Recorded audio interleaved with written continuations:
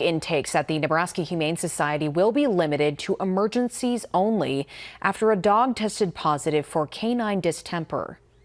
The virus weakens a dog's immune system and puts them at a higher risk of infections. The good news is the dog is responding well to treatment.